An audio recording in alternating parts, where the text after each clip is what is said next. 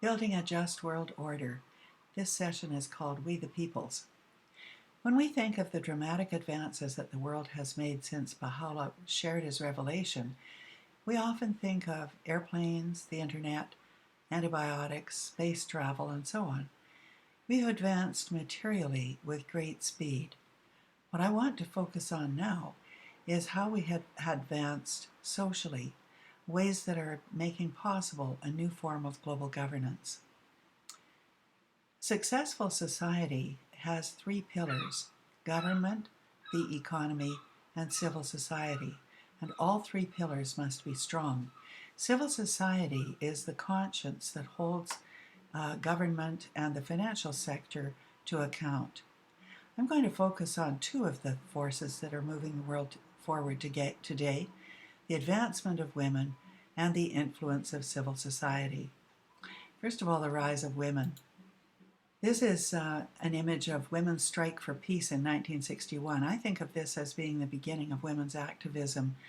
Women are protesting against the testing of nuclear weapons in Nevada, not simply because the weapons are horrifying, but also because they were depositing radioactive strontium in the teeth of children, the baby teeth that were shed.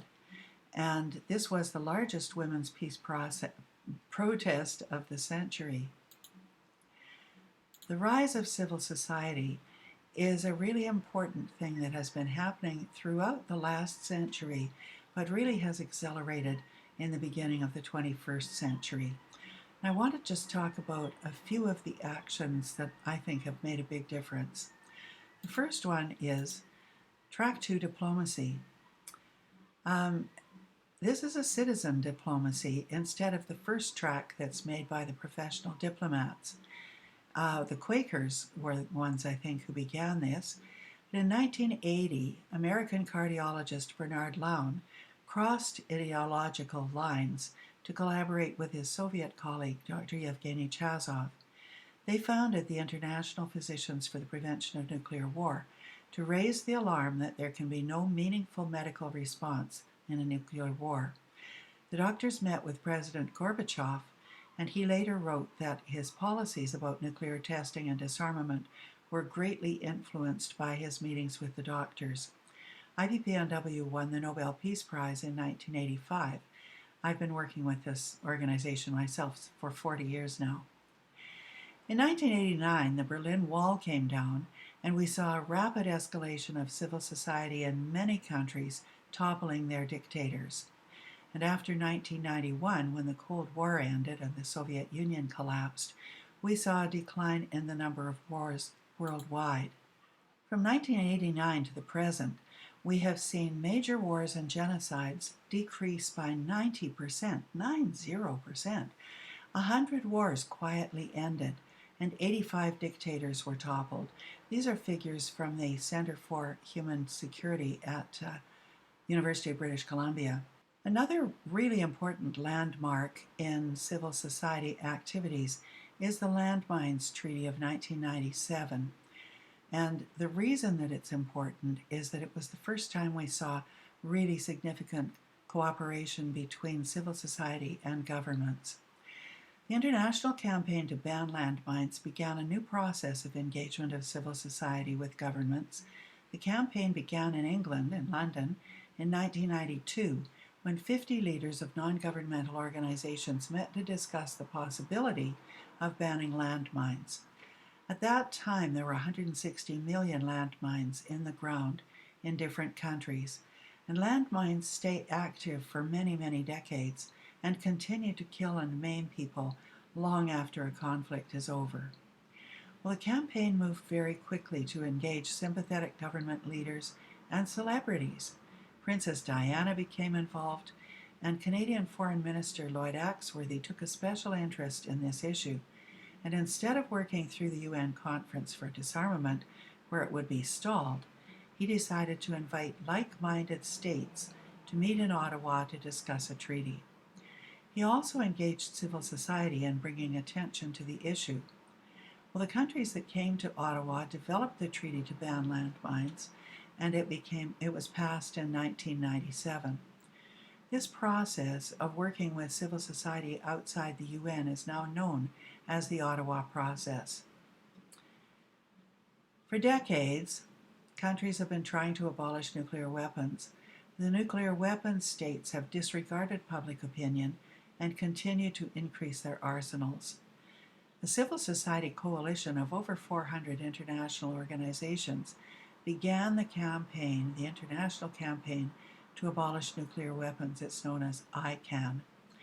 Meanwhile, the Norwegian government had become disillusioned by the negotiations at the UN going so slowly, in fact, going nowhere, and they decided to use the Ottawa process to advance nuclear abolition.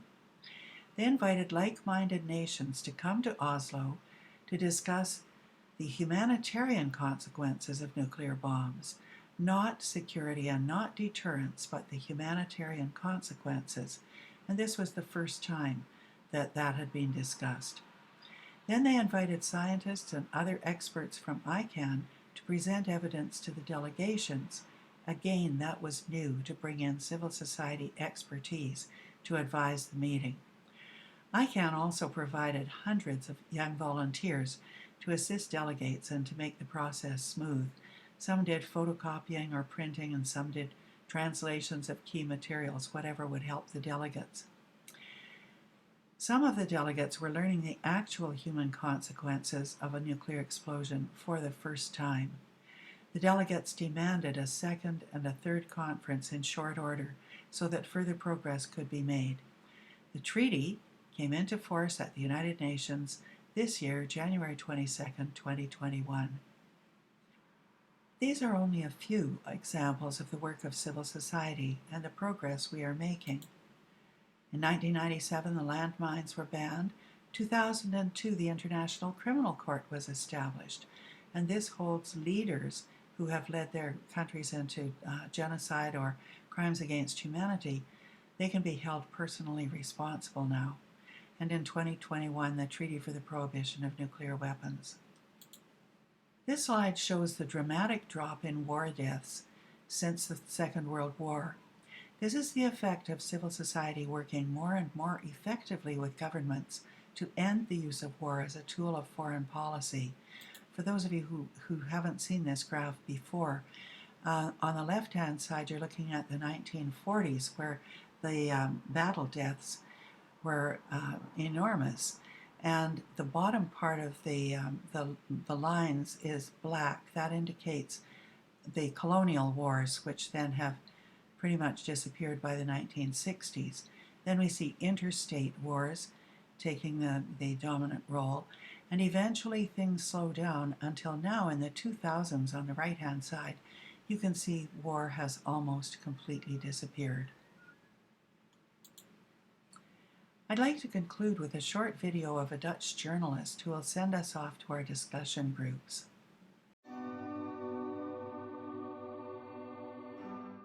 Good news is no news. That's the message most journalists want to give us, and that's a dramatic mistake. I'm Charles Groenhuizen. I'm 65. I've been a journalist for over 40 years. We have to realize that journalism is like a mirror. Our viewers, our readers look in this mirror and they're supposed to see the world as it is. And they don't. They see a mirror which is fogged up. It's always the negative side of life. And I try to correct that mistake a teeny tiny little bit. What I try to do as a journalist now is give more a long-term perspective. What I see on TV all the time is a lot of noise, breaking news. I like to focus on silent revolutions, but they are extremely important, but long term. I'm an optimist because I look at facts. Think about the decline in extreme poverty. It's unbelievable what we accomplished in the last 25, 30 years. More than 100,000 people every day who come out of extreme poverty. Think about child mortality. Think about average life expectancy.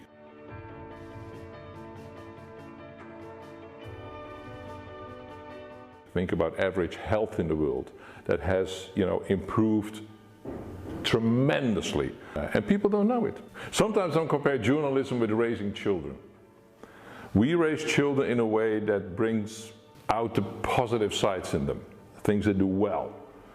Imagine us as parents always saying to children what they're doing wrong. If that's the only message we have for our children, they're going to end up as miserable people and negative people and probably angry people.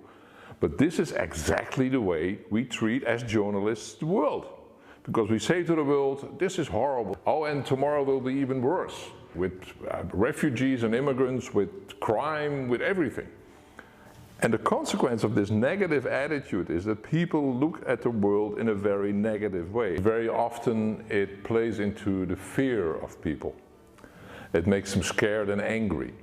So it's not just saying journalism is so negative, it has huge consequences for society and for political choices. The basic difference I have with a lot of my colleagues, they tend to amplify the bad stuff in the world.